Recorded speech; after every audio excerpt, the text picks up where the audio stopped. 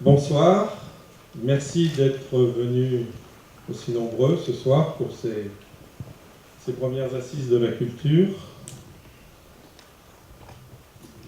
Nous allons procéder en plusieurs moments,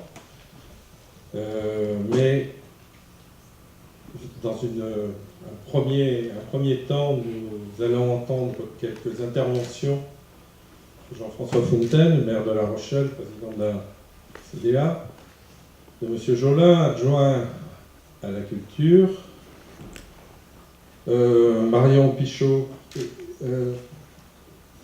Vincent Brier, pardon, que j'ai oublié, Thomas Brier, pardon, qui vient de l'agence régionale de la culturelle et qui nous donnera quelques chiffres décisifs. Ils sont également parmi nous Emmanuel de Fontaigneux, qui est un des élus responsables du secteur culturel, notamment dans le domaine des musées, je crois. Voilà. Et Madame Costa, qui est également élue et qui s'occupe de la concertation citoyenne, ce qui est l'autre aspect de ces assises, puisque l'ambition, effectivement, est de vous donner la parole. Donc, merci d'être là, merci. La culture est une vaste question. Je ne pense pas que c'est ce soir qu'on apportera beaucoup de réponses. Qu'entendez-vous quand vous entendez le mot culture? Beaucoup de choses. Mais enfin, l'expérience nous apprend que la culture, c'est la rencontre avec d'autres êtres, c'est la rencontre avec le génie, c'est la rencontre avec le talent, c'est la connaissance et c'est le plaisir. C'est donc beaucoup de choses à la fois. Merci beaucoup.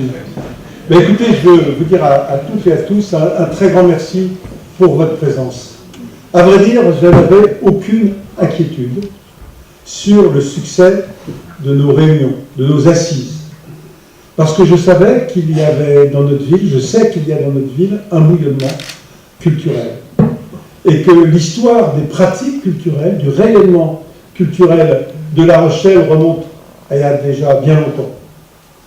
Michel Crépeau, à son arrivée en 1971, en avait fait aussi un des axes forts de sa politique. Et beaucoup d'institutions qui sont présentes ce soir, eh bien, sont nées à cette époque. Et pour moi, cet engagement que nous avions pris de ces assises de la culture était quelque chose d'important. Et je sais qu'il y avait un petit peu d'impatience.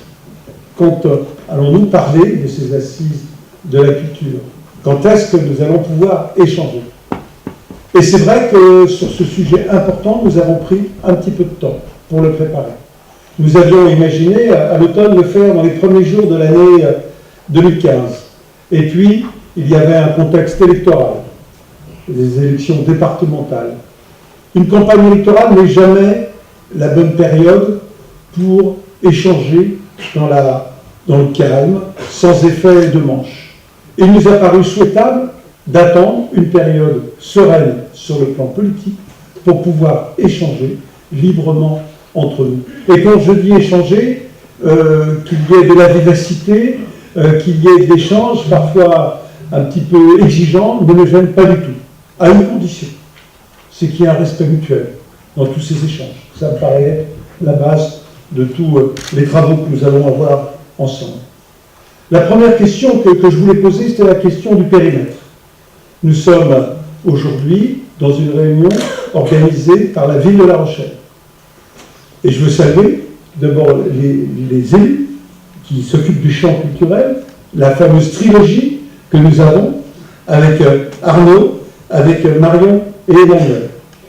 Nous avons fait ce choix que d'avoir 3 élus à la culture qui se sont répartis les responsabilités, tellement le champ culturel est vaste dans notre ville. Je veux vraiment les remercier des travaux préparatoires qu'ils ont menés, parce que comment construire cet échange pour que ce soit utile et productif n'était pas chose simple. Je veux aussi remercier le service culturel de la ville de La Rochelle. Ils sont tous là. Ils ont même leur badge pour qu'on puisse les repérer, les identifier. Parce que depuis plusieurs mois, eh bien, ils contribuent à l'organisation de ces assises. Et si je pose la question du périmètre, c'est qu'on voit bien que la problématique culturelle de notre ville ne se limite pas au territoire municipal. Un simple chiffre, le budget culturel à l'échelle de l'agglomération est déjà supérieur au budget culturel à l'échelle de la ville. Mais nous n'avons pas la compétence culturelle à l'échelle de l'agglomération. Nous avons des équipements culturels, des grands équipements portés par notre agglomération, mais la politique se définit dans les communes. À cet égard, Arnaud a déjà réuni les adjoints à la culture de la communauté d'agglomération pour qu'il y ait des échanges sur les attentes, sur les besoins à l'échelle de notre territoire. Mais nous savons aussi que la politique culturelle de La Rochelle va même au-delà de la communauté d'agglomération, que ce soit par les pratiques, que ce soit par la diffusion. Nous rayonnons déjà bien au-delà, et on voit bien nos amis niortais, de l'île de Ré, de l'ONIS au sens large, s'intéresser à ce qui se fait sur le territoire de La Rochelle. Ces assises ou ces rencontres se passent aussi dans un temps particulier, dans lequel un certain nombre d'initiatives sont déjà prises, soit parce qu'elles avaient été décidées par nos prédécesseurs, soit parce qu'il y avait un certain nombre de choses qui ne pouvaient pas attendre. Par exemple, le conservatoire de musique, et qui est un conservatoire de musique et de danse, qui est un conservatoire à l'échelle d'agglomération, la décision a été prise de construire un nouveau conservatoire de musique et de danse dans lequel des capacités d'expression plus fortes vont exister. Il n'empêche que de ces rencontres que nous allons avoir, en termes de contenu, en termes de programmation de cet outil, nous avons encore la capacité d'infléchir un certain nombre de choix, parce que nous ne sommes pas encore dans une phase opérationnelle, nous le serons dans quelques semaines, dans quelques mois, et que donc les travaux que nous allons mener peuvent infléchir la programmation que nous aurons. Je veux parler aussi du musée maritime, sur lequel la décision que nous avons prise était d'arrêter de faire des murs, mais surtout de travailler sur le contenu. Et je veux saluer l'équipe du musée maritime qui est présente, qui a travaillé d'arrache-pied pour commencer à donner un contenu sur La Rochelle et son histoire maritime. Mais quand je dis ça, l'histoire de La Rochelle est une histoire maritime. Les deux sont complètement consubstantiels.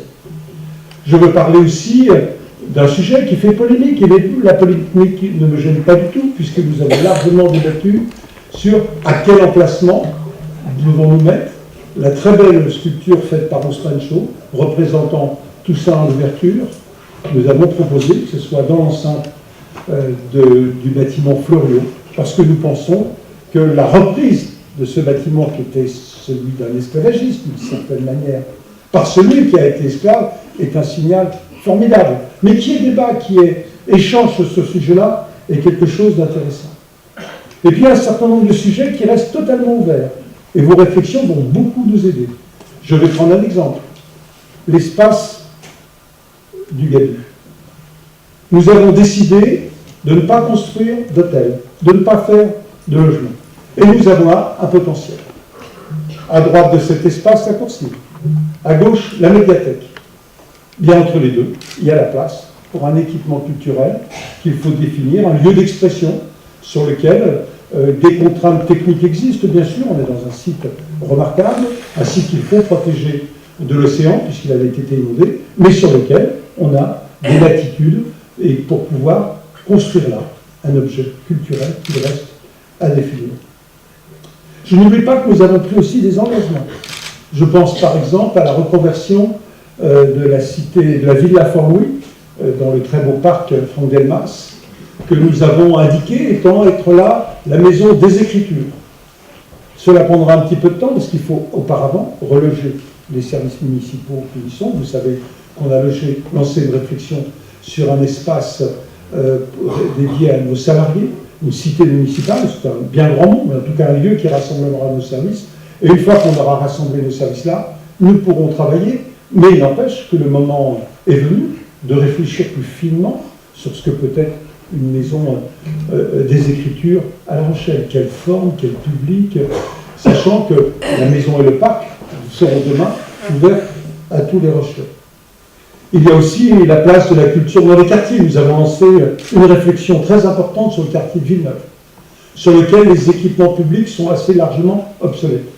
Et donc nous aurons, dans la deuxième moitié du mandat, à réaménager ce quartier, et notamment les lieux publics de ce quartier, et notamment de prévoir des lieux aussi d'expression culturelle. Et donc vous voyez qu'on a à la fois un certain nombre de routes qui ont été tracées par nos prédécesseurs ou par nous-mêmes, mais aussi un certain nombre de champs possibles d'évolution dans les pratiques, dans l'expression culturelle.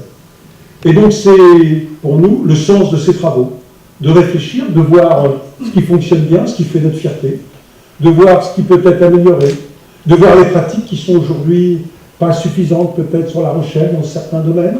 C'est tout là le sens des échanges, et je suis vraiment impressionné de vous voir tous pour nous aider à tracer ce chemin culturel que nous ferons ensemble. Ça ne sera pas un grand soir, ça sera des évolutions, ça sera des compléments, ça sera des attentes qui sont aujourd'hui auxquelles nous n'avons pas encore apporté de réponse. Voilà le chemin que je vous propose. Vous savez, vous avez donné tout à l'heure des définitions de la culture. Moi, ce que je veux donner comme définition, c'est à la fois un formidable moyen d'épanouissement personnel, mais c'est aussi un formidable moyen de rayonnement collectif pour notre cité. Et le rayonnement, c'est quelque chose d'essentiel pour une ville comme La Rochelle, où nous avons aujourd'hui la responsabilité. Et puis la culture est probablement la meilleure réponse aux interrogations de notre société d'aujourd'hui. Les gens sont en proie au doute. Ils se réfugient sur des votes qu'on peut appeler protestataires, mais ce mot ne convient pas. Et c'est parce qu'ils n'ont pas trouvé de réponse dans l'organisation de la société que les gens se tournent vers ces choix. Et je pense que la culture est un des éléments, mais probablement le principal, la principale réponse aux problématiques de notre société aujourd'hui. Un immense merci pour vos contributions, qu'elles soient fructueuses, qu'elles soient vives, mais je le disais au tout début, dans le respect de chacun. Merci à toutes, merci à tous. Votre présence ce soir, nombreux, est un signe encourageant de votre envie de faire bouger les lignes en matière culturelle et d'être pleinement associé à ce processus enthousiasmant. Vous le voyez, c'est à une équipe jeune et renouvelée, une équipe à votre service, que reviennent le plaisir et l'honneur d'ouvrir ces premières assises de la culture rochelaise. Rappelons-le, ces assises sont ouvertes à tous, aux jeunes comme aux plus âgés, aux amateurs comme aux professionnels, aux habitants de La Rochelle comme à ceux de l'ensemble du territoire. Ces assises sont à la fois la réponse à une attente pour mieux connaître les besoins des Rochelais et une nouvelle façon de concevoir la politique, dans un dialogue permanent avec tous ces acteurs pour construire un projet durable où chacun a sa place. Cela fait un an que nous travaillons à la mise en place de ce moment. Un temps nécessaire pour organiser la réflexion et la concertation. Un temps pour ne pas manquer cette chance de faire de nos réflexions des projets culturels qui iront sans doute bien au-delà de notre mandat. Ces assises sont aussi pour nous tous assurément un défi.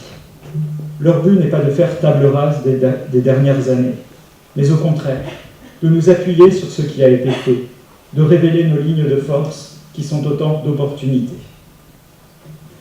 La culture à La Rochelle, ce sont certes des institutions, mais c'est aussi autre chose. C'est la lumière, la pierre blanche, les paysages, la langue, le plaisir de vivre dans notre cité et de construire ensemble une identité commune. Si nous sommes là ce soir, c'est parce que nous avons de l'ambition pour notre territoire et que nous ne cédons pas au pessimisme ambiant, parce que nous croyons que la culture est le lien indispensable au développement de notre ville et à l'épanouissement de chacun. Il nous faut donc aller au-delà des apparences et de la vision touristique. Il se fait déjà beaucoup et depuis longtemps en matière de culture à La Rochelle. Et notre ville est identifiée, assurément, comme une ville maritime, pionnière en matière environnementale et aussi modèle en termes de culture. Que serait La Rochelle sans la mer et son patrimoine ? Nous avons la chance de conserver un patrimoine qui a été préservé lors de la Seconde Guerre mondiale, alors que d'autres villes comme Brest, Saint-Nazaire, Le Havre, Royan ou Nantes l'ont perdu. Notre patrimoine historique et artistique est exceptionnel. S'il est assurément un atout, il est aussi une chance et doit être pleinement valorisé, habité, révélé dans toute sa beauté et surtout partagé par tous. Les associations, les artistes ou les festivals font la vitalité et le terreau de notre ville. Que serait La Rochelle devenue sans les RIAC, les rencontres internationales d'art contemporain pour les plus jeunes, les Franco ou les festivals du 7e art? Nous avons été élus sur un programme rassemblant divers courants politiques unis dans un même projet. Ce projet, nous l'avons traduit en forme d'orientation qui vont être désormais mises en débat au cours de ces assises dans le cadre d'ateliers. Elles donneront lieu à une synthèse publique qui sera ensuite notre feuille de route, avec une restitution écrite et l'idée de prolonger le dialogue par des commissions extra-municipales sur certaines thématiques. Vous le constatez, en ce moment, le monde de la culture peut paraître en souffrance. Il est en tout cas en pleine mutation. Il nous appartient d'accompagner ce changement en prenant en compte toutes les dimensions de la culture. Car la culture, ce sont aussi des emplois et du travail, des rénovations de lieux, des créations d'espaces. Malgré un contexte économique très contraint, en plus du maintien de l'existant, je veux rappeler les grands chantiers que M. le maire a évoqués tout à l'heure. Le musée maritime, la définition du projet accueilli par l'espace du Gabu, la maison des écritures, la refonte du Caramelot, l'implantation du conservatoire, ainsi que la volonté de faire de La Rochelle une terre d'image et de danse. Également, je l'espère, le projet de rénover le musée des Beaux-Arts, difficilement accessible actuellement, pour en faire un grand musée d'art et d'histoire. Ces grands chantiers doivent permettre l'accès à l'art et à la culture sous toutes ses formes. Nous allons participer dans les prochaines semaines à un beau moment de partage. Il nous faut continuer à valoriser nos monuments, fréquenter nos musées et à faire vivre le patrimoine immatériel. Il nous faut aussi maintenir et accompagner les manifestations des amateurs et des professionnels déjà au cœur de la vie rochelaise. Et il nous faudra créer les moyens du développement de nouvelles formes d'expression artistique, que ce soit pour la danse, le théâtre, les arts plastiques, la musique classique ou le graphe. Notre responsabilité est de relever ces défis, de faire preuve d'audace dans de nouveaux espaces mutualisés, de faire en sorte que la culture soit une garantie et un moyen de créer du lien social dans tous les quartiers. Oui, à La Rochelle, la culture ne doit exclure personne, car notre ville porte naturellement en ses gènes les différences au rang d'atout et de richesse. Nous avons donc besoin de vous pour réinventer les politiques culturelles territoriales. Nous avons besoin de vous pour moderniser les outils et accentuer les transversalités avec des champs non culturels et également entre les territoires. Je pense ici naturellement aux liens avec la communauté d'agglomération, nos liens avec la ville de Rochefort et notre place naturellement importante au sein de la future grande région Aquitaine. Nous avons besoin de vous pour repositionner tous les Rochelais au cœur de la vie culturelle en favorisant un débat public ouvert. Alors sentez-vous libre de rêver et d'exprimer vos envies et vos projets. Bien sûr, les moyens de la ville sont limités, mais je ne doute pas néanmoins des solutions que nous développerons ensemble. Nous attendons donc avec grand intérêt vos contributions, en espérant que ce temps privilégié d'échange participera à sa manière à l'émulation créatrice de notre cité. Je vous remercie. Sur les structures rochelaises, on a un vrai souci et on a lancé un audit. La ville de La Rochelle a aujourd'hui 450 bâtiments de plus de 35 mètres carrés, le double à peu près de n'importe quelle ville de même taille. Et que la caractéristique de tous ces bâtiments, et je sais que certains d'entre vous en souffrez, sont des bâtiments qui sont en mauvais état général, que ce soit la toiture, que ce soit les buisseries, des bâtiments qui sont des catastrophes thermiques. Nous dépensons 3 millions d'euros par an sur les coûts énergétiques, et puis aussi des gros problèmes d'accessibilité. Et c'est la raison pour laquelle, dès notre arrivée, on a lancé un audit sur l'état réel des bâtiments, ceux sur lesquels on va investir pour les remettre à niveau, à la fois sur l'accessibilité, à la fois sur les qualités du bâtiment et aussi sur les problèmes d'isolation et de régulation thermique, et puis ceux sur lesquels on ne le fera pas parce qu'on ne pourra pas le faire partout. Donc, dans quelques mois, je pense sur l'automne, on aura une photographie des bâtiments sur lesquels on pourra investir. Je vais prendre un exemple, la ville de La Fort-Louis, avant qu'elle s'effondre, on est obligé d'investir immédiatement de l'argent parce que la toiture est en train de prendre l'eau partout et que les gens qui travaillent aujourd'hui sont dans un bâtiment qui fuit de manière importante. Et je prends cet exemple, mais je pourrais en prendre 1000 autres. Donc on a cette situation patrimoniale des bâtiments municipaux qui est préoccupante, parce que c'est à la fois un patrimoine magnifique que d'avoir autant de bâtiments, mais on n'a pas les ressources aujourd'hui pour entretenir et remettre à niveau un certain nombre de bâtiments. Mais ce que je dis sur le domaine culturel vaut aussi dans le champ sportif ou dans d'autres sujets que nous avons à l'échelle municipale, et même des bâtiments municipaux sur lesquels beaucoup sont en triste état actuellement.